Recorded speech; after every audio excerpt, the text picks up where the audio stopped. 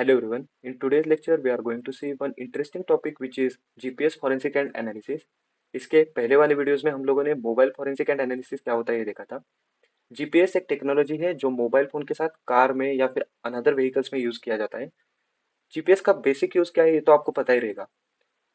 एक लोकेशन को exactly find करना हो सकता है, लाइव लोकेशन हो सकता है, करंट लोकेशन हो सकता है, सोर्स टू डेस्टिनेशन पाथ बनाना हो सकता है। इसके लिए जीपीएस का यूज किया जाता है। फॉर एग्जाम्पल अभी मैं चेंबूर में हूँ और मुझे छत्रपति शिवाजी महाराज टर्मिनस जाना है, तो कौन सा बेस्ट रूट रहेगा, कौन से रोड से राइट टर्न लेना है, कौन से रोड से लेफ्ट टर्न लेना है, ये सब इन्फॉर्मेशन मुझे जीपीएस देगा और इस हिसाब से मैं सीएसएमटी रीच करूंगा। To find shortest distance from source to destination एक अल्गोरिदम यूज किया जाता है। ये हम लोगों ने फोर्थ सेमेस्टर में एनालिसिस ऑफ अल्गोरिदम में पढ़ा था। उस अल्गोरिदम का नाम आपको पता है तो आप कमेंट सेक्शन में डाल सकते हो। तो जीपीएस आपने यूज किया ही रहेगा, अगर नहीं किया है तो जो मैंने आपको बेसिक यूज केसेस बताए उतना ही यूज जीपीएस का होता है। उसके अलावा भी बहुत सारे यूज केसेस होते हैं, बट मोस्ट कॉमनली नेविगेशन के लिए, ट्रैकिंग के लिए, one location to another location के लिए, पाथ बनाने के लिए इसका यूज किया जाता है।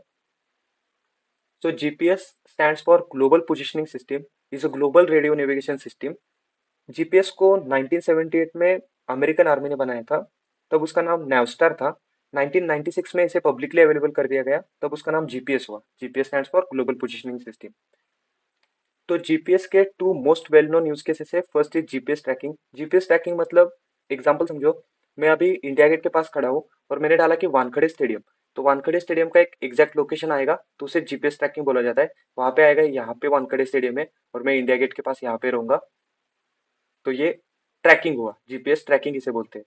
और अगर मैंने डाला कि from my location to Wankhede stadium, तो एक पाथ बनाया जाएगा, ऐसा करके कुछ तो रहेगा पाथ, और वानखेड़े स्टेडियम पे रीच करेंगे हम लोग, तो उसे जीपीएस नेविगेशन बोला जाता है। कभी कभी क्या हो सकता है कि ऐसे मल्टीपल पाथ्स बनेंगे, बट जो मिनिमम डिस्टेंस होगा या फिर इस पाथ से गए तो कितना डिस्टेंस होगा, ये पाथ से गए तो कितना डिस्टेंस होगा, या फिर स्ट्रेट गए तो कितना डिस्टेंस होगा, ये सब इंफॉर्मेशन मिलता है, उसे हम लोग जीपीएस नेविगेशन बोलते हैं। एंड ये जो जीपीएस ट्रैकिंग एंड नेविगेशन जो है, ये सैटेलाइट एंड ट्राइलेटरेशन प्रिंसिपल पे वर्क करते हैं। अभी सैटेलाइट क्या होता है ये बताने की जरूरत नहीं है आपको, मैं ट्राइलेटरेशन प्रिंसिपल क्या होता है ये बताता हूँ। अर्थ को कवर करने के लिए, हमारा अर्थ स्पेरिकल शेप में है, इस अर्थ को कवर करने के लिए there are 24 fix satellites are available. मतलब ऐसे 24 सैटेलाइट्स अवेलेबल है। अभी उसका काउंट 32 हुआ है, मतलब बैकअप के लिए भी रहते हैं, या फिर 3D कवरेज जो किया जाता है इसके लिए थोड़े से एक्स्ट्रा सैटेलाइट्स लगते हैं, इसलिए 32 सैटेलाइट्स करंटली अवेलेबल है। इसका काउंट ऊपर नीचे भी हो सकता है, 31, 32, 33। तो बेसिक हम लोग समझते हैं कि 24 सैटेलाइट से पूरे अर्थ को कवर किया जाता है, क्योंकि हमारा अर्थ ऐसे फ्लैट नहीं है। इसको पोजीशन फाइंड आउट करने के लिए अलग अलग एंगल से अलग अलग सैटेलाइट लगते हैं। एक पर्सन की एग्जैक्ट पोजीशन फाइंड आउट करने के लिए मिनिमम 3 सैटेलाइट्स लगते हैं। अगर 3D पोजीशन फाइंड आउट करनी है तो 4 सैटेलाइट लगते हैं। अगर 2D पोजीशन का हम लोग एग्जाम्पल लेंगे तो 3 सैटेलाइट लगते हैं, इसलिए हम लोग उसे ट्राइलेटरेशन प्रिंसिपल बोलते हैं। ये जो 24 सैटेलाइट्स है ये ऐसे अर्थ को कवर करते हैं। और फॉर एग्जाम्पल मैंने यहाँ से कुछ रिक्वेस्ट डाली है, मतलब लोकेशन फाइंड आउट करने के लिए या फिर मेरा करंट लोकेशन फाइंड आउट करने के लिए, तो मैं जिस सैटेलाइट की रेंज में हूँ उस सैटेलाइट से रिक्वेस्ट को एक्सेप्ट किया जाता है और एक सर्कल ड्रॉ किया जाता है। और इन सर्कल पे जो एग्जैक्ट पॉइंट जो होता है, मतलब माउस से सर्कल ड्रॉ करना थोड़ा सा डिफिकल्ट है, मैं यहाँ पे दिखाता हूँ। इस 3 सर्कल के इंटरसेक्ट पॉइंट जो आता है उसे हम लोग एग्जैक्ट पोजीशन बोलते हैं। और 3D पोजीशन अगर हम लोगों को फाइंड करनी है तो और एक सैटेलाइट का यूज करना पड़ता है, मीन्स वो 4 सैटेलाइट का यूज करता है। वो थोड़ा सा इनडेप्थ कंसेप्ट है, आप सिर्फ समझो कि 2D पोजीशन के लिए 3 सैटेलाइट का यूज किया जाता है, 3D पोजीशन के लिए 4 सैटेलाइट का यूज किया जाता है। तो ट्राइलेटरेशन प्रिंसिपल आपको समझा रहेगा। 3 सर्कल ड्रॉ किए जाते हैं सैटेलाइट की रेंज में, और जो इंटरसेक्शन पॉइंट रहेगा तीनों सैटेलाइट का वो आपका एग्जैक्ट पोजीशन रहता है। अगर 2 सैटेलाइट का यूज करते हैं तो उसमें एक प्रॉब्लम है। 2 सैटेलाइट में 2 इंटरसेक्शन पॉइंट हम लोगों को मिलते हैं, ये वाला एक और ये वाला एक। इससे हम लोग एग्जैक्ट पोजीशन फाइंड आउट नहीं कर सकते, इसलिए हम लोग थर्ड सैटेलाइट का यूज करते हैं। और वो सैटेलाइट अगर ऐसा ड्रॉ हुआ, इस रेंज में आया तो ये एग्जैक्ट पोजीशन होगा, नहीं तो ऊपर से आया तो ये एग्जैक्ट पोजीशन होगा। मतलब मैं सर्कल ड्रॉ कर नहीं पा रहा हूँ तो ये एग्जैक्ट पोजीशन होगा। तो ट्राइलाइट्रेशन प्रिंसिपल आपको समझा रहेगा। Next is high frequency low power radio signals are sent from GPS satellite to the gadget in order to connect with it।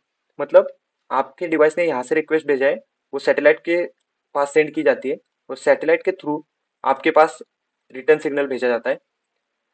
ये सब प्रोसेस में फिजिक्स का यूज किया जाता है।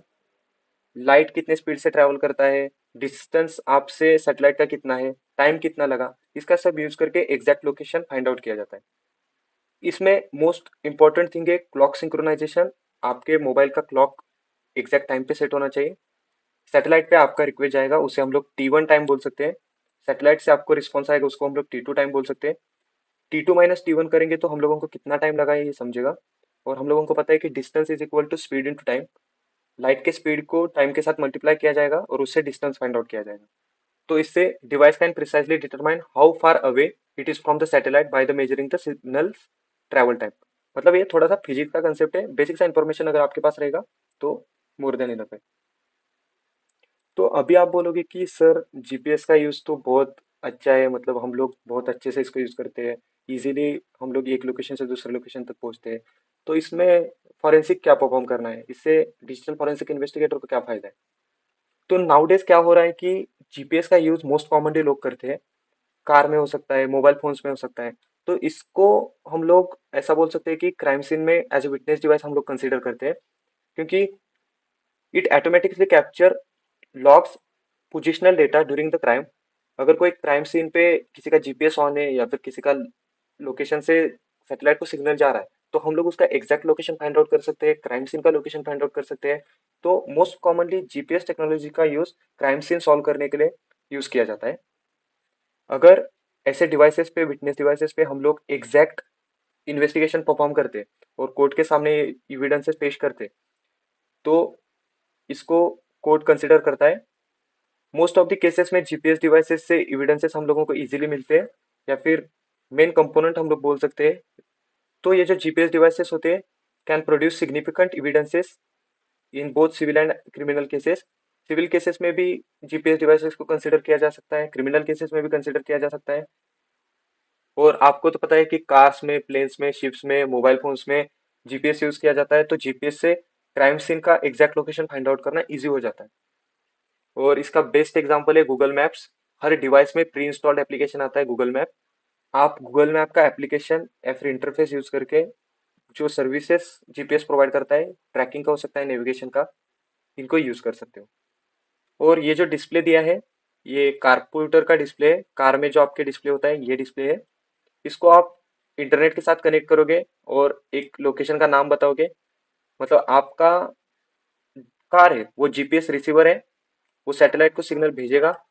2-3 सैटेलाइट ट्राइलेटरेशन प्रिंसिपल का यूज करके आपको सिग्नल भेजेंगे, और आपको जिस लोकेशन से अनदर लोकेशन पे जाना है उसके रिलेटेड इंफॉर्मेशन या फिर रूट दिखाया जाएगा। ये जो कंप्यूटर होता है ब्लूटूथ के साथ भी कनेक्ट हो सकता है। इसमें आपको ये मैप दिखेगा, डिस्प्ले बोलते हैं हम लोग इसे, जिसे हम लोग बिल्ट इन मैप बोलते हैं। Another one is a GPS receiver, आपका कार जीपीएस रिसीवर है। एंड नेटवर्क कंपेटिबिलिटी, इंटरनेट के साथ कनेक्ट हो सकता है और ये डेटा क्लाउड पे भी स्टोर किया जाता है। कभी कभी क्या होता है कि आप एक ही लोकेशन पे अगेन एंड अगेन जाते हो, मतलब ऑफिस टू घर एंड घर टू ऑफिस अगर आपने फेवरेट लोकेशन में ऐड कर दिया, तो आपको रेगुलरली वो रूट दिखाया जाता है। तो क्लाउड में उसको स्टोर किया जाता है, या फिर इन फ्यूचर रिकमेंडेशन के लिए ये डेटा सब क्लाउड में स्टोर किया जाता है। तो वहां से डिजिटल फॉरेंसिक इन्वेस्टिगेटर को एविडेंसेस मिल सकते हैं कि इस बंदे ने इस रोड पे ट्रैवल किया था, या फिर ये रोड पे वो रेगुलरली ट्रैवल करता है। नेक्स्ट आता है एसडी कार्ड। इस डेटा को स्टोर करने के लिए या फिर कंप्यूटर में जो फीचर्स होते हैं उनको यूज करने के लिए एसडी कार्ड भी रहता है। और इस डिवाइस का एक इंटरनल फ्लैश मेमोरी रहता है। मीन्स इस डिवाइस को ऑपरेशनल बनाने के लिए या फिर उसके बेसिक टास्क परफॉर्म करने के लिए इंटरनल फ्लैश मेमोरी रहता है। तो ये हम लोग ऐसा बोल सकते हैं कि एक कंपोनेंट्स है कंप्यूटर के, या फिर जीपीएस यूज करने के लिए इतने सारे बेसिक कंपोनेंट्स हम लोगों को लगते हैं। तो अभी हम लोग देखते हैं कि जीपीएस में किस टाइप का डेटा स्टोर होता है। उसे हम लोग एविडेंस बोल सकते हैं या फिर एज एविडेंस कंसिडर कर सकते हैं। Before moving towards the mention points we need to know what is coordinates. Map जो होता है वो कोऑर्डिनेट्स पे वर्क करता है, उसको उस एग्जैक्ट लोकेशन का नाम क्या है इसके बारे में हम लोग इंटरफेस में देते हैं कि 28.40 डिग्री पे नॉर्थ, या फिर 77.4 पे ईस्ट दिल्ली लोकेशन प्रेजेंट है। तो ये दिल्ली हम लोगों को पता है, दिल्ली नाम है वहाँ का, बट मैप को सिर्फ ये कोऑर्डिनेट्स पता होते हैं। उस कोऑर्डिनेट से वो वर्क करता है किस लोकेशन पे आप प्रेजेंट हो वगैरह वगैरह। So coordinate means the numbers which are representing geographic location on the earth where one number that is elevation represent vertical position and another number that is latitude and longitude represent horizontal position. Means map जो होता है ये number के साथ easily coordinate कर सकता है rather than the location and name of the city वगैरह, तो इसलिए हम लोग उसे कोऑर्डिनेट बोलते हैं। उसमें नेक्स्ट पॉइंट आता है route. Starting location means current location से डेस्टिनेशन तक का जो पाथ बनता है उसे हम लोग रूट बोलते हैं। A route is a path from the starting point, by default the current location of the trip to the destination defined by the user। कभी कभी क्या होता है कि आप घर पे बैठे होते हो और आप कॉलेज से किसी कैफे तक का डिस्टेंस फाइंड आउट करना चाहते हो, तो ये आपका सोर्स हुआ, ये आपका डेस्टिनेशन हुआ। इसे हम लोग स्टार्टिंग पॉइंट भी बोल सकते हैं और इसे एंडिंग पॉइंट भी बोल सकते हैं। तो आपके कॉलेज से उस कैफे का जो पाथ आपको दिखाया जाएगा उसे हम लोग रूट बोलते हैं। और अगर आपने वो सोर्स नहीं बताया तो बाय डिफॉल्ट आपका लोकेशन कंसिडर किया जाता है फॉर सोर्स, और यहाँ से वो पाथ दिखाया जाएगा उसे हम लोग रूट बोलेंगे। तो ये जो बोल्ड कलर में दिया है इसे हम लोग रूट बोलेंगे। नेक्स्ट एविडेंस हम लोगों को मिल सकता है स्टोर्ड लोकेशंस। आपका घर हो सकता है, कॉलेज हो सकता है, ऑफिस हो सकता है, आप रेगुलरली इन रूट को जाते हो, या फिर आपके कोई फेवरेट लोकेशन हो सकते हैं, कोई गार्डन है, कोई ग्राउंड है, तो उस लोकेशन पे आप रेगुलरली जाते हो, तो ये आपके फेवरेट लोकेशन हो सकते हैं या फिर स्टोर्ड लोकेशन हो सकते हैं। यहाँ से भी हम लोगों को एविडेंसेस मिल सकती है। नेक्स्ट आता है track logs. Track log means a history of where and when GPS device user have been. मतलब आप जब भी जीपीएस डिवाइस यूज करते हो तब आपका ट्रैक लॉग बनता है। मतलब ये आपको पाथ बताया गया था या फिर रूट आपको ये बताया गया था, लेकिन आप इस साइड से चले गए हो, यहाँ से जाके यहाँ से गए हो। तो कभी कभी क्या होता है कि फ्यूचर इंप्रूवमेंट्स के लिए, या फिर कभी कभी क्या होता है कि जीपीएस मैप में भी गलती होती है। कभी कभी ये पाथ बताया जाता है बट इस पे कुछ कंस्ट्रक्शन का काम चल रहा होता है, तो आप ये पाथ चूज करते हो क्योंकि आपको पता है कि आगे कंस्ट्रक्शन का काम चल रहा है। आपको मैप ने तो बताया कि ये पाथ है मिनिमम डिस्टेंस वाला, लेकिन यहाँ पे दो तीन लोग खड़े हैं, वो आपको बोलते हैं कि सर आगे रोड का काम चालू है, आप इस रोड को यूज करके जा सकते हो। तो नेक्स्ट इम्प्रूवमेंट्स के लिए या फिर फ्यूचर यूज के लिए मैप में ये डेटा स्टोर किया जाता है या फिर सैटेलाइट को ये डेटा भेज दिया जाता है, तो इसे हम लोग ट्रैक लॉग बोलते हैं। यहाँ पे छोड़ के अगर आप यहाँ से कुछ अलग रोड पकड़ के यहाँ से यहाँ चले जाते हो तो भी आपको या फिर आपके ट्रैक में ये डेटा कंसिडर किया जाएगा, आपके ट्रैक लॉग क्रिएट किए जाएंगे। मीन्स जिस लोकेशन से भी आप जीपीएस एक्सेस करते हो या फिर जीपीएस को डेटा ट्रांसफर होता है वो आपके ट्रैक लॉग में कंसिडर किया जाता है। अगर यहाँ से भी आपने जीपीएस को एक्सेस किया तो ये आपके ट्रैक में कंसिडर किया जाएगा, यहाँ से किया तो ये ट्रैक में कंसिडर किया जाएगा। तो मल्टीपल ट्रैक लॉग्स आपके डेटा में स्टोर किए जाते हैं।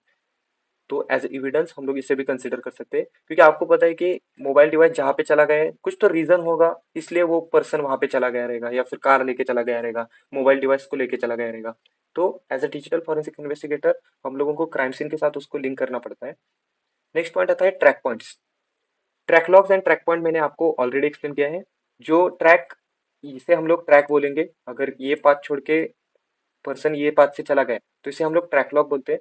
और अलग अलग पॉइंट पे जाके उसने जीपीएस एक्सेस किया है तो उसे ट्रैक पॉइंट बोला जाता है। फॉर एग्जाम्पल यहाँ पे कोई बार्बर शॉप हो सकता है, यहाँ पे पेट्रोल पंप हो सकता है, या फिर यहाँ पे उसका ऑफिस हो सकता है, यहाँ पे कुछ कैफे हो सकता है, तो ये सब ट्रैक पॉइंट्स है। वे पॉइंट्स जो होते हैं इसे हम लोग पॉइंट ऑफ इंटरेस्ट भी बोलते हैं। सोर्स से लेके डेस्टिनेशन तक जब कोई पर्सन ट्रैवल करता है तो बीच में जितने सारे पॉइंट आते हैं उसे हम लोग वे पॉइंट बोलते हैं। फॉर एग्जाम्पल मैंने घर से ट्रैवलिंग स्टार्ट किया, पहले इस पे राइट टर्न लिया, वहां पे एक बेकरी है, आगे गया एक कॉलेज है, उसके आगे गया कोई पेट्रोल पंप है, उसके आगे गया कुछ एमएससीबी का ऑफिस है, उसके आगे गया एलआईसी का ऑफिस है, उसके आगे गया बीएसएनएल का ऑफिस है, देन कोई दूसरा स्कूल है। तो ऐसे पॉइंट्स को हम लोग वे पॉइंट्स बोलते हैं। आपके वे में जितने पॉइंट्स आते हैं उसे हम लोग वे पॉइंट बोलते हैं। कभी कभी क्या हो सकता है कि जो यूजर है वो इस पॉइंट को ही ट्रैवल कर रहा है लेकिन उसने पाथ यहाँ तक का डाला है और वो सिर्फ यहाँ तक आया और उसने बीएसएनएल ऑफिस में गया और उसका काम कंप्लीट कर दिया। और जैसा मैंने आपको पहले ही बोला कि जीपीएस अपने सिस्टम में अपडेट करते रहता है, इंप्रूवमेंट्स करते रहता है। तो अगर ये स्वे पॉइंट पे कुछ नया शॉप यहाँ पे ओपन होता है तो उस शॉप को ऐड करने के लिए कोई तो विजिट करना चाहिए, यहाँ पे उसको रिव्यू देना चाहिए। ऐसे बहुत सारे पॉइंट्स होते हैं, तो उसे हम लोग वे पॉइंट में कंसिडर कर सकते हैं। इन सिंपल वर्ड्स, रास्ते में जो पॉइंट आते हैं उसे हम लोग वे पॉइंट बोलते हैं। जो एरिया ऑफ इंटरेस्ट हो सकते हैं कोई कोई लोगों का, मतलब ये पर्सन के लिए नहीं लेकिन अनदर पर्सन के लिए ये पॉइंट्स इंपॉर्टेंट हो सकते हैं, इसलिए उसको स्टोर करके रखा जाता है, उसे हम लोग वे पॉइंट बोलते हैं। नेक्स्ट पॉइंट आता है रिसेंटली विजिटेड लोकेशंस। मतलब आप किस लोकेशन पे गए हो इसके रिलेटेड डेटा स्टोर किया जाता है। जैसा मैंने ऊपर बोला, रूट में, स्टोर लोकेशंस में, ट्रैक लॉग्स में, वे पॉइंट्स में जो डेटा स्टोर होता है वही डेटा एज एविडेंस कंसिडर कर सकते हैं। बट रिसेंटली विजिटेड लोकेशन से हम लोगों को एग्जैक्ट लिंक लग सकता है। फॉर एग्जाम्पल, कोई पर्सन है, वो घर से पेट्रोल पंप गया था, पेट्रोल पंप से ऑफिस गया, ऑफिस से वो किसी अननोन लोकेशन पे गए और वहां पे क्राइम सीन परफॉर्म हुआ, तो हम लोग लिंक लगा सकते हैं कि ये पर्सन यहाँ से यहाँ तक ट्रैवल किया था। तो रिसेंटली विजिटेड लोकेशंस भी एक इंपॉर्टेंट सोर्स होता है एविडेंस का। नेक्स्ट आता है ब्लूटूथ कनेक्शंस। ब्लूटूथ हम लोग वायरलेस डेटा ट्रांसफर के लिए यूज करते हैं। तो ये जो ब्लूटूथ होता है वो हर डिवाइस का यूनिक होता है। फॉर एग्जाम्पल, जो कार है उसके साथ मोबाइल डिवाइसेस का भी कनेक्शन है, तो हम लोग पहचान सकते हैं कि इस कार में कोई और पर्सन भी बैठा था, उसने ब्लूटूथ कनेक्ट किया था। तो ये थोड़ा सा इन डेप्थ टॉपिक है, मतलब क्राइम सीन जिस हिसाब से होगा उस हिसाब से उसे कंसिडर कर सकते हैं। नेक्स्ट आता है इमेजेस, वीडियोस एंड ऑडियोज। जो इमेजेस या फिर वीडियोस हम लोग मोबाइल से क्लिक करते हैं या फिर ऑडियो जनरेट करते हैं, वो उनका लोकेशन स्टोर किया जाता है। या फिर हम लोग अगर इमेजेस के डिटेल्स में जाएंगे तो उसका एग्जैक्ट लोकेशन बताया जाता है कि ये यहाँ पे फोटो खींचा है। वीडियोस में भी डिटेल्स में जाएंगे तो उसका कोऑर्डिनेट्स लिखा जाता है कि इस लोकेशन पे ये वीडियो कलेक्ट किया है। तो ऐसे इंफॉर्मेशन से भी हम लोग एविडेंस कलेक्ट कर सकते हैं। नेक्स्ट आता है call logs, SMS and contacts. तो अभी आप बोलोगे कि कॉल, एसएमएस एंड कॉन्टेक्ट्स, इसका जीपीएस के साथ क्या रिलेशन है। नाउडेज कार में ये जो डिवाइसेस यूज की जाती है वो थोड़ी सी एडवांस होती है। मोबाइल फोन अगर कनेक्ट किया है तो ये सब डेटा कार के डिस्प्ले में भी दिखता है। तो आप रिलेशन लगा सकते हो, जीपीएस के थ्रू ये डेटा ट्रांसफर हो सकता है या फिर सेव किया जा सकता है।